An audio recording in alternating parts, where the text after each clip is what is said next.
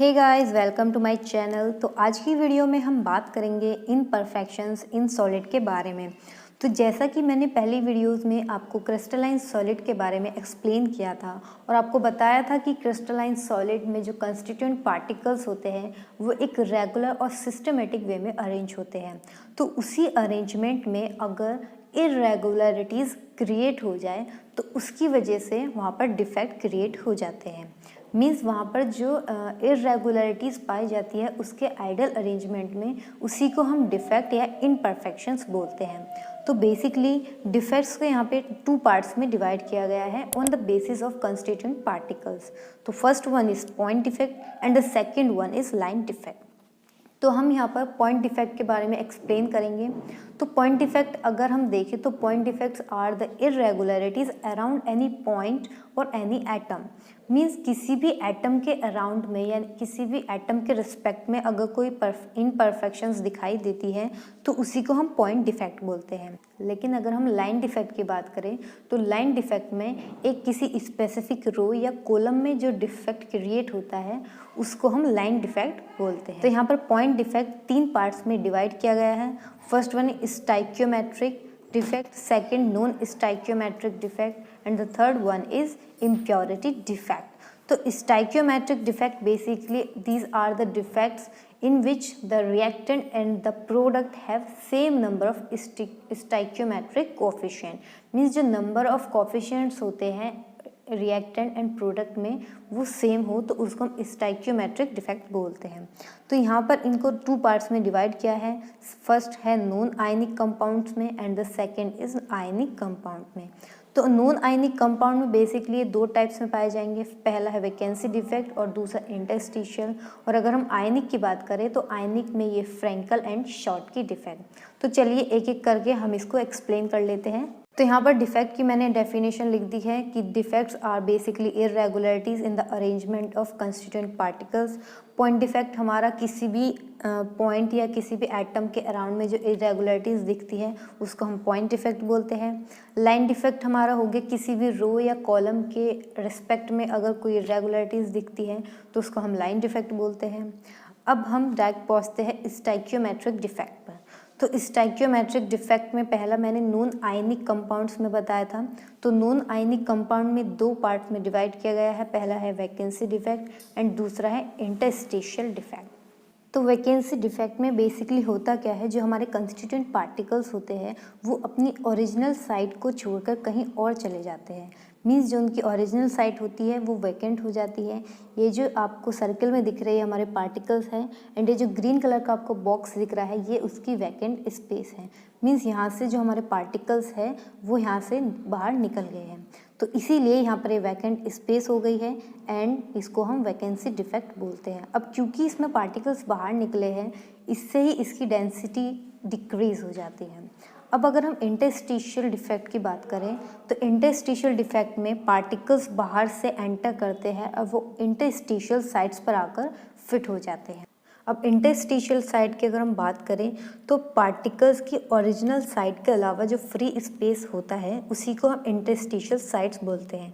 तो जैसा आपको डायग्राम में दिख रहा है कि ये जो ग्रीन कलर के पार्टिकल्स हैं ये उसकी फ्री स्पेस में जाकर फिट हुए हैं, तो इसीलिए हम इसको इंटरस्टिशियल डिफेक्ट बोलते हैं। अब डेंसिटी मैंने आपको बता दिया है कि वैकेंसी डिफेक्ट में डेंसिटी डिक्रीज होती है और इंटरस्टिशियल में डेंसिटी इंक्रीज होती है। तो चलिए अब हम बात कर लेते हैं आयनिक कंपाउंड्स के बारे में। तो आयनिक कंपाउंड्स में ये दो टाइप के डिफेक्ट पाया जाता है, पहला Frenkel defect and second Schottky defect. तो फ्रैंकल डिफेक्ट देख लेते हैं। फ्रैंकल डिफेक्ट में क्या होता है, दो टाइप्स के आयंस प्रेजेंट होते हैं, कैटायन एंड एनायन। इसमें जो हमारे कैटायंस होते हैं वो अपनी ओरिजिनल साइट को छोड़ के इंटरस्टिशियल साइट्स पर जाकर फिट हो जाते हैं। तो जहाँ से वो कैटायन निकले हैं वहाँ पर वैकेंट स्पेस क्रिएट हो जाता है जिससे वैकेंसी डिफेक्ट क्रिएट होगा एंड जहाँ पर जाकर वो कैटायन फिट हुआ है यानी कि इंटरस्टिशियल साइट पर जाकर जहाँ फिट हुआ है वहाँ पर इंटरस्टिशियल डिफेक्ट क्रिएट हो जाएगा।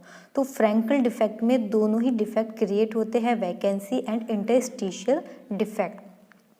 तो क्योंकि इसमें कैटायन का डिसलोकेशन होता है, मीन इसका मूवमेंट होता है, इसीलिए हम इसको डिसलोकेशन डिफेक्ट भी बोलते हैं। थर्ड पॉइंट आता है no change in the density.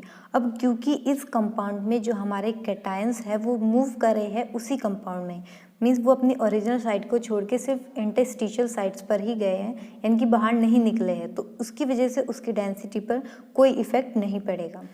Now अगर हम कंपाउंड की बात करें तो इसमें हम वो आयनिक कंपाउंड्स लेते हैं जिनके साइज़ में काफ़ी ज़्यादा डिफरेंस होता है। फॉर एग्जांपल जैसे हमारा ZnS हो गया, AgCl या AgBr। इसमें ZnS जो है वो काफ़ी स्मॉल होता है एंड सल्फ़र काफ़ी बिग होता है साइज़ में। तो हमें ऐसे कंपाउंड्स लेने हैं जिनके साइज़ में काफ़ी ज़्यादा डिफरेंस हो। तो चलिए अब हम बात करते हैं शॉर्ट की डिफेक्ट। तो शॉर्ट की से आपको पता चल रहा हो जिसमें शॉर्ट पाए जाते हैं, मीन्स जिसमें आयंस की शॉर्टेज होती है। तो चलिए हम वन बाय वन पॉइंट्स देख लेते हैं। इसमें क्या होता है, इसमें equal number of cation and equal number of anion बाहर निकलते हैं because to maintain electrical neutrality, यानी कि जितने नंबर ऑफ कैटायंस बाहर निकलेंगे उतने ही नंबर ऑफ एनायंस इसमें बाहर निकलते हैं। Now the second point basically vacancy defect. अब क्योंकि इसमें जो हमारे आयंस है वो बाहर निकल रहे हैं, तो जहाँ से वो निकलेंगे वहाँ पर वैकेंट स्पेस क्रिएट होंगे, इसीलिए हम इसको वैकेंसी डिफेक्ट भी बोलते हैं, क्योंकि यहाँ पर सिर्फ वैकेंसी ही क्रिएट होती है। नाउ द थर्ड पॉइंट आता है डेंसिटी डिक्रीज। अब क्योंकि पार्टिकल्स हमारे बाहर निकले हैं तो उसकी वजह से यहाँ पर जो डेंसिटी है वो हमारी डिक्रीज हो जाती है। अब इसमें अगर हम एग्जाम्पल की बात करें तो इसमें हम ऐसे कंपाउंड लेते हैं जिनका जो साइज़ होता है वो काफ़ी कंपेरेबल होता है, मींस उनके आयंस में ज़्यादा डिफरेंस ना हो। फॉर एग्जांपल जैसे हमारा NaCl कॉमन साल्ट हो गया या AgCl AgBr हो गया, तो इसमें जो हमारे दोनों आयंस होते हैं उनका साइज़ कंपेरेबल होता है, मींस उसमें जो साइज़ होता है वो उनमें ज़्यादा डिफरेंस नहीं होता है। एक बहुत ही इम्पोर्टेंट पॉइंट यहाँ पर निकलता है कि जो हमारा AgBr कंपाउंड है वो दोनों ही डिफेक्ट को शो करता है। मैंने यहाँ पर लिखा है AgBr शोज बोथ डिफेक्ट। ये फ्रैंकल डिफेक्ट को भी शो करता है एंड ये शॉर्ट की डिफेक्ट को भी शो करता है। तो हमारा नेक्स्ट आता है इम्प्योरिटी डिफेक्ट। तो इम्प्योरिटी डिफेक्ट में बेसिकली हम मोल्टन NaCl लेते हैं जिसमें स्मॉल अमाउंट में SrCl2 प्रेजेंट होता है और उसको हम क्रिस्टलाइज कराते हैं। तो SrCl2 को हीट करने पर हमें मिलेगा Sr2 positive plus 2Cl negative ion, यानी कि वहाँ पे Sr2 पॉजिटिव वाला आयन क्रिएट हो जाएगा। तो each Sr2 positive ion replace करेगा 2 Na पॉजिटिव आयंस को, जिससे वन स्पेस को तो वो खुद ऑक्यूपाई कर लेगा एंड जो सेकंड वाली है वो खाली रह जाएगी, जिससे वहाँ पर वैकेंसी डिफेक्ट क्रिएट हो जाता है। फॉर एग्जाम्पल लेट कर लेते हैं कि Sr2 positive 2 Na positive ions को रिप्लेस करेगा और ये पहले वाले यानी कि ये वाला जो आयन है यहाँ पर जाकर फिट हो जाएगा। यहाँ सेकंड वाला प्लेस वैकेंट रह जाएगा, जिससे यहाँ पर वैकेंसी डिफेक्ट क्रिएट हो जाती है। तो इसी को हम इम्प्योरिटी डिफेक्ट बोलते हैं। यहाँ पे Sr2 पॉजिटिव एक इम्प्योरिटी का काम करता है जो Na पॉजिटिव आयंस को रिप्लेस करता है। तो यहाँ number of cationic vacancies equal होंगी number of Sr2 positive ions के। तो इम्प्योरिटी डिफेक्ट में बस इतना ही होता है। इसमें हम बाकी एग्जांपल ले सकते हैं, जैसे हमारे NaCl हो गया है ये, तो दूसरा हम CdCl2 यानी कि कैडमियम क्लोराइड ले सकते हैं, या एक और एग्जांपल है AgCl। नाउ हमारा नेक्स्ट पार्ट आता है नॉन स्टाइकियोमेट्रिक डिफेक्ट। तो नॉन स्टाइकियोमेट्रिक डिफेक्ट में हम 2 टाइप से पढ़ेंगे, पहला metal excess defect and second metal deficient defect. तो मेटल एक्सिस डिफेक्ट भी हम 2 तरीके से क्रिएट कर सकते हैं, पहला due to anionic vacancies and the second one is due to cationic addition. तो सबसे पहले हम बात करते हैं ड्यू टू एनायनिक वैकेंसीज से। यह एग्जाम के पॉइंट ऑफ व्यू से बहुत इंपॉर्टेंट है, तो इसे आप ध्यान से समझ लीजिए। तो इसमें हम NaCl की क्रिस्टल को हीट करते हैं in the atmosphere of Na vapours.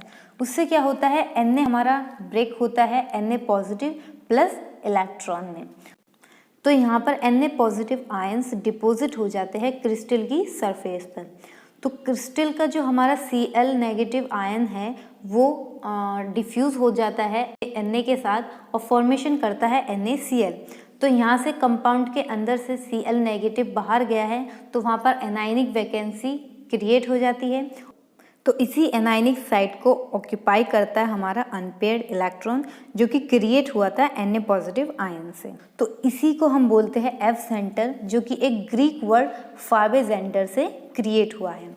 तो यहाँ पर ये कंपाउंड्स एनर्जी को रिलीज करते हैं in the form of radiation, जिसकी वजह से ये कंपाउंड्स कलर को इम्पार्ट करते हैं। फॉर एग्जांपल अगर हम NaCl की बात करें तो NaCl येलो कलर इम्पार्ट करता है, लेकिन अगर हम लिथियम क्लोराइड की बात करें तो वो पिंक कलर इम्पार्ट करता है। तो ये सारी चीज़ें डिपेंड करती है उसकी रेडिएशंस पर, उसके कंपाउंड्स पर। ये एग्जाम के पॉइंट ऑफ व्यू से बहुत इंपॉर्टेंट है, तो आपको ये अच्छे से ध्यान रखना है कि हमारा एफ सेंटर कौन सा होता है जिसमें एनायनिक वैकेंसी यानी कि एनायनिक साइट को ऑक्यूपाई करता है हमारा अनपेयर्ड इलेक्ट्रॉन। नाउ इसी में अब हमारा सेकंड आता है metal excess defect due to addition of cation. तो बेसिकली इसमें सिंपल हमारा जिंक ऑक्साइड होता है। जिंक ऑक्साइड को हम हीट करते हैं रूम टेम्परेचर पर, जिससे ब्रेक होता है Zn2 positive plus half O2 plus के 2 इलेक्ट्रॉन।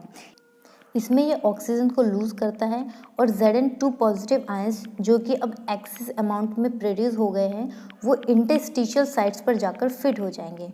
तो Zn2 पॉजिटिव इंटरस्टिशियल साइट्स पर जाएंगे तो उसी के रिस्पेक्ट में जो हमारे इलेक्ट्रॉन प्रोड्यूस हुए हैं वो भी नेबरिंग इंटरस्टिशियल साइट्स पर जाकर फिट हो जाएंगे। अब जो हमारा क्रिस्टल है उसमें एक्स्ट्रा अमाउंट में कैटायंस प्रोड्यूस हो जाते हैं, जिससे वहाँ पे मेटल एक्सिस डिफेक्ट क्रिएट हो जाता है। तो इसमें सिर्फ हम इतना ही पढ़ते हैं। नाउ अब हमारा नेक्स्ट आता है मेटल डेफिशिएंसी डिफेक्ट। तो मेटल डेफिशिएंसी से आपको पता चल रहा है जहाँ पर जो मेटल्स की यानी कि जो कैटायंस के नंबर हैं वो कम होते हैं। इसमें हमारा एक ही एग्जाम्पल आता है जो होता है FeO। बेसिकली ये पाया जाता है in the composition of Fe0.95O, लेकिन यहाँ पर जो हमारे आयंस है Fe2 positive and Fe3 positive दोनों ही इसमें होते हैं, लेकिन जो number of Fe2 positive ions है वो लेस होते हैं in comparison Fe3 positive ions, जिससे क्या होता है हमारे जो मेटल आयंस है वो यहाँ पर कम होते हैं देन Fe3 पॉजिटिव आयंस। इसीलिए हम इसको मेटल डेफिशिएंट के नाम से जानते हैं और ये डिफेक्ट बेसिकली इसी कंपाउंड में पाया जाता है। तो ये बहुत इंपॉर्टेंट है। अगर आपके एग्जाम में आए कि मेटल डेफिशिएंट होता है वो किस में पाया जाता है तो आपको एक ही एग्जाम्पल लेना है, वो है हमारा FeO। तो आज की वीडियो में बस इतना ही। आई होप आपको अच्छे से समझ में आया होगा। अगर आपने मेरी पहली वीडियोस नहीं देखी है तो प्लीज़ आप पहले उन्हें देखिए ताकि आपको अच्छे से समझ में आए। तो अगर आपने मेरे चैनल को सब्सक्राइब नहीं किया है तो प्लीज़ आप पहले उसे सब्सक्राइब कर दें और बेल आइकन भी दबा दें साथ में। और अगर आपको वीडियोस अच्छी लगे उसे लाइक करें, शेयर करें और कमेंट करें कि आपको अगली वीडियोस किसके ऊपर चाहिए। So thanks for watching.